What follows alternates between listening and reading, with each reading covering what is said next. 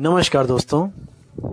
आज मैं आपके लिए एक वाणी लेके आया हूँ और उस वाणी को जब आप समझोगे तो आपके जितने भी भ्रम हैं वो दूर हो जाएंगे। संतों की दया आप पर पूरी पूरी बरसेगी। आपने बस विवेक लगा के इस वाणी को समझना है कि संत आखिर कहना क्या चाहते हैं।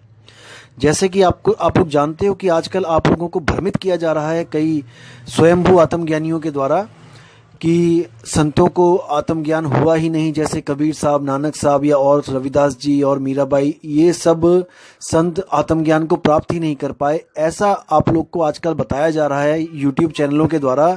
लेकिन आप बिल्कुल विश्वास ना करें दोस्तों, संत ही सब कुछ है। अगर परमात्मा का दूसरा कोई रूप है तो वो संत रूप है, नहीं तो इस दुनिया में परमात्मा का नामो निशान नहीं है। क्यों? क्योंकि केवल संत ही हैं जो हमें उस परमात्मा के बारे में बताते हैं, नहीं तो आपको परमात्मा के बारे में कोई बताने वाला मिलेगा ही नहीं। इसलिए संत हमारी आत्मा, हम संतन के जीव, और संत ही हम में रम रहे ज्यों माखन में घी। अगर संत नहीं तो कुछ नहीं। तो इसलिए हर संत हमारे लिए परम परम परम पूजनीय है। हमने संतों के बारे में कभी भी कोई गलत सोच नहीं रखनी है। संतों का आशीर्वाद लेना है, लेकिन वो संत पूर्ण होना चाहिए। आजकल के जो पाखंडी बाबा हैं, इन बाबाओं की बात नहीं कर रहा हूं मैं। हर संत को हमने परखना है। परखने के लिए सबसे अच्छी चीज है दोस्तों, आप सीधे जहां भी नाम लेने जाते हो, आप सीधे डायरेक्ट नामदान लेते वक्त गुरु से ये पूछो, अगर गुरु नाम दे रहा है, कि गुरुजी आप काम धंधा क्या करते हो, आप अपने जीवन यापन के लिए क्या काम करते हो। अगर वो गुरु के पास कोई जवाब ना हो तो उस गुरु को तत्काल त्याग देना चाहिए, क्योंकि वो गुरु चेलों की कमाई से जिंदगी बिता रहा है। समझ रहे हो दोस्तों क्या बोल रहा हूं मैं? सीधे गुरु से पूछो कि गुरुजी आप अपनी मेहनत की कमाई खाते हो या आप चेलों का दान खाते हो।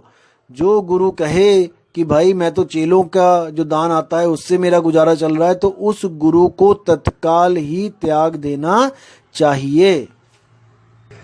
असली संत वो होता है जो खुद भी कार्य करता है, खुद भी कर्म करता है और लोगों को भी खिलाता है। कबीर साहब कहते हैं, कहें कबीर कुछ उद्यम कीजिए। उद्यम यानी कोई काम धंधा करो और आप खाओ दूजों को दीजिए। यानी कि असली संत कभी भी किसी से मांग के नहीं खाता, अपने हाथों की कमाई खाता है, अपने हाथों से कमा के खाता है, और ज्यादा कमा लेता है तो वो भंडारे भी करता है। तो इसलिए दोस्तों विचार करना है, विवेक करना है, और विवेक ही एक ऐसी तलवार है जो आपको हमेशा बचा के रखती है दोस्तों। चाहे वो कोई भी कार्य हो, दुनियावी कार्य हो, चाहे वो कोई आत्मिक आध्यात्मिक कार्य हो। तो दोस्तों वाणी पे प्रकाश डालेंगे कि वाणी क्या कह रही है। आइए देखिए। तो आप गुरु ग्रंथ साहब में जो पेज नंबर 87 में 87 पे देखिए, उसमें साफ साफ लिखा हुआ है गुरु की महिमा कैसे गा रहे हैं संत। देखिए, आत्मा देव पूजिए गुरु के सहज सुपाई। क्या कह रहे हैं गुरु जी? कि आत्म देव पूजिए, यानी पूजने के लिए अगर कोई चीज है इस दुनिया में तो वो केवल और केवल आत्मदेव ही है। आत्मदेव पूजिए गुरु के सहज सुपाई, यानी कि वो आत्मदेव कैसे पूज सकते हैं हम? जब हम गुरु के सहज योग द्वारा जुड़ जाते हैं। और सुपाई यानी कि जो भा जाता है। सु कहाँ लगाते हैं दोस्तों? जैसे सुस्वागतम, सुविचार, जहां पे कोई महान चीज हो रही हो या बहुत ज्यादा अच्छी चीज हो रही हो, वहां पे हम सु लगा देते हैं। तो यहाँ पे सुपाई यानी कि मुझे जो बहुत ज्यादा भा गई है। सुभाई, ये पंजाबी लैंग्वेज है इसलिए लिखा है सुभाई, यानी कि गुरु का जो सहज साधन था, सहज योग था, मेरा इतना मुझे भा गया है वो, कि उसके द्वारा मैं आत्मदेव की पूजा कर सकता हूं। आगे कहते हैं, आत्मे नो आत्मे दी प्रतीत होई ता घर ही परचा पाई। यानी कि आत्मा को आत्मा की प्रतीत। बहुत ही गहरे विचार हैं दोस्तों, इसमें समझना है आपने कि कहना क्या चाह रही है वाणी। कहने का मतलब है कि आत्मे नो आत्मे दी प्रतीत, यानी कि हम एक आत्मा ही हैं। हम ना तो मन हैं ना ही हम तन हैं। जैसे मैंने पहले बताया था कि मन और तन दोनों ही आत्मा के द्वारा संचालित हैं। हमारा जो स्वरूप है वो आत्मा ही है। आत्मेनो आत्मेदि प्रतीत, प्रतीत होता है विश्वास होना। जैसे मैंने बताया था कि हम सब आत्माओं को समझाने के लिए परम आत्मा, वो भी एक आत्मा ही है, आत्मेनु आत्मादि प्रतीत, यानी उस आत्मा पर हम विश्वास करके उसकी बातों को सुनकर जब हम सहज योग को अपना लेते हैं तो उस पे प्रतीत करके तो घर ही परचा पाई, तो हमें घर बैठे ही वो आत्मज्ञान प्राप्त हो जाता है। ऐसा नहीं है कि आप सतलोक पहुंचोगे, कोई अलग लोक पहुंचोगे, अगम लोक पहुंचोगे तब आपको वहां आत्मा का ज्ञान होगा। नहीं, आपको यहाँ बैठे बैठे घर में आत्म ज्ञान हो जाएगा अगर आपको सहज योग द्वारा गुरु वो सैन दे दे, वो भेद बता दे आपको कि वो कैसे प्राप्त होगा। आगे कहते हैं आत्मा अडोल न डोलई गुर के पाई सुबाई, यानी वो आत्मा अडोल है, स्थिर है, एक जगह पे टिकी हुई है, वो आती जाती नहीं है। इसीलिए जो सुरती है वो भटक रही है। भटकाने वाला कौन है? मन। और मन के द्वारा जब सुरती भटकाई जाती है तो वो इसी तीन लोक में अपना घर समझ के बैठ जाती है। तो जब सतगुरु मिलता है तो उसी सुरती को वो कहाँ पे लगाता है? उस अडोल शब्द में लगा देता है, आत्म ज्ञान में लगा देता है। तो सुरती को दोबारा से ही अपना असली घर मिल जाता है जो कभी भी डोलता नहीं है, स्थिर हो जाता है। वहां पर ही उसको मुक्ति का एहसास होता है और वो हमेशा के लिए जन्म मरण को तोड़कर मुक्त हो जाती है। आगे कहते हैं गुरु विण सहज न आवई, लोभ मैल न विचहु जाई। कह रहे हैं कि गुरु के बिना कोई भी उस सहज अवस्था को प्राप्त नहीं कर सकता, वो सहज साधन को कभी प्राप्त नहीं कर सकता। लोभ मैल जो मन का है वो कभी नहीं धुल सकता बिना गुरु के। और कोई कहे कि मुझे अपने आप आत्मज्ञान हो गया या लोगों को खुद ही आत्मज्ञान हो जाता है आत्मा की कृपा से, तो दोस्तों ये सरासर झूठ है। ऐसा कभी किसी के साथ नहीं हुआ कि बिना गुरु के किसी को आत्मज्ञान हुआ हो।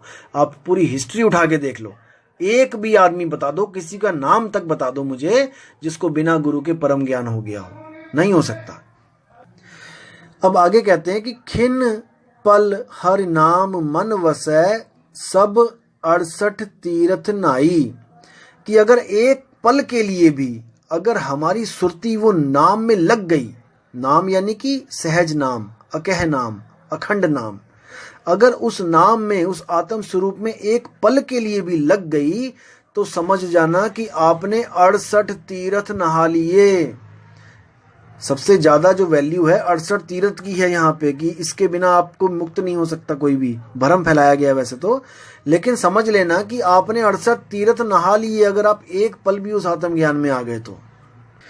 अब आगे कह रहे हैं कि सच्चे मैल न लगई, मल लागे दूजे भाई। कि जो लोग सच्चे होते हैं, जो कपटी नहीं होते हैं, उनको मैल कभी नहीं लग सकती। जैसे मैंने पहले बताया था दोस्तों कि कुछ लोग होते हैं जो सच में परमात्मा को पाने के लिए तरसे हुए होते हैं। वो ढूंढ रहे होते हैं कि कोई ऐसा जरिया मिल जाए कि भाई हमें भी सतगुरु मिले और हमें भी वो नामदान की बख्शिश हो और हमारी भी मुक्ति हो। लेकिन दोस्तों सब ऐसे नहीं होते हैं। कुछ ऐसे भी कपटी होते हैं जो केवल ये देखने जाते हैं कि वहां पर क्या क्या दिया जाता है। ऐसे ऐसे कपटी बैठे हैं इस दुनिया में। तो उनके लिए बोला जा रहा है कि सच्चे मैल ना लगई, मल लागे दूजे भाई। यानी कि जो सच्चे हैं, जो बाहर से और अंदर से समान हैं, एक से हैं, उनको मैल कभी नहीं लग सकती। और जो झूठे हैं, कपटी हैं, उनके लिए बोला है कि मल लागे दूजे भाई। मल होता है लैट्रिन, उनके मल लगेगा। यानी कि वो ऐसी ऐसी गंदी गंदी नालियों में पैदा होंगे कि वो मल में ही रहेंगे, गड्ढों में रहेंगे, गटर में रहेंगे। जो कपटी होते हैं उनके लिए बोला गया है। आगे क्या कहते हैं? धोती मूल न उतरे जे 68 तीर्थ नाई, यानी कि जो मल लग जाएगा उनके, वो 68 तीर्थ नहाने के बाद भी साफ नहीं होगा। कितनी बड़ी बात कर दी है। आगे क्या कहते हैं, मनमुख कर्म करे अहंकारी, सब दुखो दुख कमाई। यानी कि जो अहंकारी हैं, जो हमेशा यही सोचते हैं कि मुझसे अच्छा कोई है ही नहीं, मुझसे बड़ा तो कोई है ही नहीं, वो क्या कहते हैं कि वो मनमुख कर्म कर करके और दुख की कमाई करता है सारी उम्र, उसको कभी भी सपने में भी सुख प्राप्त नहीं हो सकता। नानक मैला उजलता थी जा सतगुरु माही समाई। क्या कह रहे हैं संत महाराज हमारे, कह रहे हैं कि मैला जो है आपका तभी उजल हो सकता है, जो आपने जो इतने खोटे कर्म कर दिए हैं, ये कर्म तभी माफ हो सकते हैं अगर आप सतगुरु माही समाई, यानी कि अगर आप सतगुरु में समा जाते हैं, यानी कि आपकी सुरती जो है वो शब्द में समा जाती है, तब तो आपके कर्म एक पल में नाश हो जाते हैं, अन्यथा आपको एक एक कर्म का फल भुगतना ही पड़ेगा। और इस दुनिया में ऐसी कोई ताकत नहीं जो आपको उन कर्मों से बचा सके। जैसे दोस्तों एक बार की कहानी है कि नारद जी को एक स्त्री से, एक कन्या से प्रेम हो गया और उस कन्या का स्वयंवर था। तो नारद जी ने विष्णु जी के पास जाकर ये विनती करी थी कि महाराज मुझे बहुत सुंदर चेहरा दो अपना। तो विष्णु जी ने क्या किया था, नारद जी को बंदर का चेहरा दे दिया और नारद जी बंदर का चेहरा लेके स्वयंवर में पहुंच गए। तो वहाँ पर वो जब लड़की आई, वो राजकुमारी आई, तो उनको क्रॉस कर गई, नहीं डाला गले में हार। तो वो उन्होंने देखा कि ऐसा कैसे हो सकता है कि विष्णु जी का इतना प्यारा चेहरा मैं लेके आया हूँ, विष्णु जी से मांग के लाया हूँ, और ये मेरे गले में हार ना डाले, तो शायद लगता है मुझे देखा नहीं। तो वहाँ से उठ के सिंहासन से उनके आगे दोबारा आ जाते हैं, आगे खड़े हो जाते हैं। वहाँ पर भी नहीं डालती तो वो फिर उठ के और आगे आ जाते हैं, मतलब कि जैसे उसके रास्ते में बार बार आते हैं। तो वो हंसने लग जाती हैं सारी और कहती हैं, हट बंदर, तू राजाओं के बीच में कहाँ बैठ गया आके। तो इतनी बात सुन के जब वो हैरान परेशान हो जाता है कि ये मुझे बंदर कैसे बोल दिया इसने, तो जब वहाँ जाके नदी पर गंगा के पास जाके जब देखता है अपना चेहरा, तो वहाँ क्या देखता है कि ये तो सच में मैं बंदर बना हुआ हूँ। तो वहाँ पे चुल्लू में अपने गंगा जल लेके वहाँ श्राप दे देते हैं विष्णु जी को कि हे विष्णु, जैसे तुमने मुझे स्त्री के लिए तड़पाया है, वैसे ही आप भी स्त्री के लिए तड़पोगे। तो जब विष्णु जी ने हल्का सा मजाक किया, छोटा सा मजाक किया और उन्होंने श्राप दे दिया, तो देखो उनके कर्म भी कैसे बने कि उनको राम बन के आना पड़ा और सीता के वियोग में तड़पना पड़ा 14 साल। तो दोस्तों कर्मों की मार है। यहाँ पर जो भगवान बन के आए हैं उनको भी कर्म झेलने पड़े हैं। हमारी और आपकी तो क्या बिसात है, हम लोग तो कहाँ बच पाएंगे इन कर्मों से। लेकिन फिर भी नानक साहब कह रहे हैं कि जो सतगुरु के चरणों में समा गया, जो सतगुरु ने को जिसने प्राप्त कर लिया, शब्द की बात हो रही है यहाँ पे, किसी देह गुरु की बात नहीं हो रही है कि किसी गुरु के जाके आप घुटने दबाने लग जाओ। देखो गुरु की सेवा अपनी अलग जगह है, तन की सेवा अलग है, मन की सेवा अलग है, ठीक है। तो सतगुरु की सेवा वो होती है जब आप सिमरण करते हो सतगुरु का, क्योंकि सच्चा सतगुरु तो शब्द है। शब्द ही गुरु सुरत धुन चेला, सुरत ही उस धुन को जब सुनेगी तब समझ लो कि उसने सतगुरु को पा लिया। तो दोस्तों बात यहां भी खत्म नहीं हुई। जब राम जन्म में वो आए और उन्होंने जब छुप के बाली को तीर मारा, तब बाली ने मरते मरते श्राप दिया कि अगर आप इतने बड़े धनुर्धारी, इतने बड़े क्षत्रिय थे, तो क्षत्रिय धर्म का क्या कहता है, क्षत्रिय धर्म की कभी भी किसी को छुप के नहीं मारना चाहिए और किसी निहत्थे पे हथियार नहीं चलाना चाहिए। जब मैं अपने भाई के साथ निहत्थे द्वंद्व युद्ध कर रहा हूं तो आपने अपना धर्म नहीं निभाया, आपने मुझे मारा तीर, ये आपका धर्म नहीं निभा। मैं आपको श्राप देता हूं कि आपको अगले जन्म में मैं भी इसी तरह मारूंगा। तो वही जब राम जी कृष्ण जी बन के आए तो वही बाली बहेलिया बन के आया और उसने कृष्ण के पैर में तीर मारा, जिससे कृष्ण जी की मृत्यु हो गई। तो दोस्तों कर्मों का फेर बहुत बहुत बहुत ज्यादा खतरनाक है। बड़े बड़े भगवान जो यहाँ पे कहलाए वो नहीं बच पाए कर्मों के चक्कर से, तो दोस्तों हम लोग कहाँ बचेंगे। इसलिए जितना हो सके उतना विवेक लगाओ, अपने दिमाग के घोड़े दौड़ाओ और परख करो कि कहां पर जाके हमें सही गुरु मिलेगा। दोस्तों एक ही जन्म मिला है, ये बार बार नहीं मिलेगा, नहीं मिलेगा, नहीं मिलेगा। मैं बार बार कह रहा हूं कि किसी के भी चक्कर में ऐसे नहीं पड़ना है। बाल की खाल निकाल दो, ज्ञान को समझ लो, अच्छी तरह समझो, चाहे 1 साल 2 साल 10 साल लग जाएं, लेकिन जब तक आपको पूर्ण संतुष्टि ना मिले आप कहीं भी नाम मत लो, मत लो, मत लो। मैं फिर कह रहा हूं आपको, क्योंकि वहां पर भाव बन जाते हैं। जब आप किसी से जुड़ जाते हो तो वो गुरु अगर अधूरा भी है लेकिन आपके भाव बन जाते हैं। आप इतनी सेवा करते हो, कई बार आप लोक लाज में आ जाते हो, लोगों को पता लग जाता है कि आपने किसी गुरु को धारण कर लिया, 4-5 साल आप उस गुरु के साथ रहते हो। फिर आप जब नया गुरु, जब आपको पता लग जाता है कि वो गुरु तो अधूरा है, तो नया गुरु बनाने में भी आप लोक लाज के मारे नहीं बना पाते हो। नया गुरु सोचते हो कि लोग क्या कहेंगे, कि देखो 5 साल किसी गुरु के पास लगाया, फिर बदल दिया, फिर 5 साल कहीं लगाया, यानी कि इसका कोई दीन ईमान ही नहीं है। अब उनको इस बात की सत्यता नहीं पता है कि जब तक मिले नहीं गुरु वो सांचा, तब तक गुरु करो 10 पांचा। जब तक मिले नहीं शब्द वो सांचा, जब तक वो सच्चा शब्द नहीं मिलता तब तक करो गुरु 10 पांचा। चाहे 10 गुरु करने पड़ जाए, 100 करने पड़ जाए, करो। लेकिन दुनिया क्या सोचती है कि गुरु एक फैशन है, कि एक गुरु कर लिया, हाँ जी हमने फॉर्मेलिटी पूरी कर ली, अब हम गुरु नहीं बदलेंगे, चाहे वो गुरु हमें नरक में ले जाए। लोगों की ये मान्यता हुई पड़ी है इस वक्त। ऐसा बिल्कुल नहीं है दोस्तों। गुरु हमने किसी फैशन के लिए नहीं किया है, कि हमारी कोई फैशन, कि हमने कोई फॉर्मेलिटी निभानी थी, कि लोग हमें पूछेंगे आपने गुरु किया है, तो हम, हमारे पास कोई गुरु नहीं होगा तो हम कहेंगे नहीं हमने गुरु नहीं किया है, तो लोग कहेंगे बताओ तुम्हारी मुक्ति कैसे होगी, इसलिए चलो कोई भी गुरु कर लो। किसी से भी बात नहीं बनेगी दोस्तों। इसलिए जिस भी गुरु को धारण करना है, मैं फिर कह रहा हूं, ये जरूरी नहीं है कि आप हमारे गुरु जी के पास आओ, मत आओ, बिल्कुल मत आओ। लेकिन जिसके पास भी जाओ आप परख करके जाओ कि आपकी आत्मा के साथ कोई धोखा ना हो जाए, कहीं आप फंस ना जाओ इस चक्कर में, जन्म मरण के चक्कर में। क्योंकि गुरु बनाने का उद्देश्य केवल एक ही है, जन्म मरण से मुक्ति। अगर जन्म मरण से मुक्ति नहीं मिल रही है तो हमारा कोई फायदा नहीं उस गुरु बनाने का। जैसे डॉक्टर के पास जाने का उद्देश्य है आपकी बीमारी खत्म हो, अगर वो डॉक्टर आपको दवाई पे दवाई दे रहा है, आप 1 साल से दवाई खा रहे हो और वो सर्दी जुकाम ही नहीं खत्म कर पा रहा है आपका, वो आपका दांत में दर्द ही नहीं खत्म कर पा रहा है, दोस्तों उस डॉक्टर की हमें कोई जरूरत नहीं है। आपको डॉक्टर बदल लेना चाहिए। लेकिन मैं फिर कह रहा हूं, ऐसे ही नहीं बदलो, आप पूरी जांच करो, पड़ताल करो, परख करो। परख के बिना हर जगह धोखा ही मिलेगा दोस्तों। तो इसी के साथ मैं दोस्तों आज का सत्संग मैं खत्म करता हूं और उम्मीद करता हूं कि आपको ज्ञान बहुत अच्छी तरह समझ में आ रहा होगा। विवेक की तलवारें दोस्तों निकाल के रखें, धार लगा के रखें, बुद्धि के घोड़े दौड़ा के रखें, क्योंकि यही एक आपका साथी है, अन्यथा कोई नहीं। सब फंसाने वाले मिलेंगे, केवल आपकी जो आत्मा की आवाज है वही आपको बचाएगी, क्योंकि वो खुद अंदर से आवाज देगी कि हाँ ये बंदा सच बोल रहा है। मैं अपनी बात नहीं कर रहा हूं, मैं सच्चाई की बात कर रहा हूं। जहां पर भी आपको सच्चाई लगेगी, आपको स्वयं अपनी आत्मा से ही एक आवाज आएगी कि यही बंदा सच बोल रहा है, अब देर मत कर, अब जुड़ जा।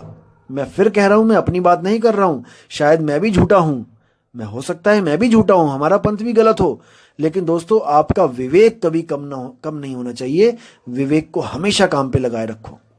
इसी के साथ दोस्तों मैं विदा चाहूंगा और अगली ऑडियो में बहुत जल्दी भेजूंगा एक नई वाणी के साथ, जिसको सुनकर आपके सारे भ्रम के पर्दे दूर हो जाएंगे। तो दोस्तों रब से दुआ करता हूं कि आपकी जिंदगी बहुत ही शांति से चलती रहे, खुशहाल जिंदगी मिले आपको। सुख दुख तो चलते रहते हैं, लेकिन आपको आध्यात्मिकता में कभी भी आपको कमी ना हो। आप हमेशा अध्यात्म की तरफ बढ़ते चले जाएं। अध्यात्म का मतलब क्या होता है? कोई देवी देवताओं की पूजा या कोई मंत्र जाप नहीं होता है। अध्यात्म का मतलब होता है, 2 अक्षरों से मिला है अध्यात्म बना है, अध्याय प्लस आत्म, यानी आत्म का अध्याय, यानी एक ऐसा लेसन जिसका टॉपिक है आत्मा, और आत्मा के अलावा और कोई ज्ञान ना हो। जैसे दोस्तों आपने देखा है कि निबंध होते हैं, अगर गाय का निबंध है तो उसमें केवल गाय के बारे में ही लिखा जाएगा, चाहे 10 लाइनें लिखो चाहे 14। अगर उसमें बकरी या घोड़ा आ गया तो समझ लो कि वो मिलावट है, उसको तत्काल त्याग दो। आत्मज्ञान का मतलब होता है अध्यात्म, अध्याय प्लस आत्म। अगर गुरु आत्मा के अलावा आपको कुछ और बता रहा है, अगर कुछ और बताने की कोशिश कर रहा है, कुछ जपवाने की कोशिश कर रहा है, कुछ भी कर रहा है, तो आप उसको तत्काल त्याग दो। तो दोस्तों, उम्मीद करता हूं आपको ये ऑडियो अच्छी लगी होगी और आप इसी तरह ऑडियो सुनते रहेंगे और अपने विवेक को जगाते रहेंगे। साहिब बंदगी, सतनाम। जय गुरु बंदी छोड़ कबीर साहिब, जय गुरु बंदी छोड़ मदन साहिब, जय जय गुरु बंदी छोड़ वैराग साहिब की सदा ही जय हो। साहिब बंदगी, सतनाम।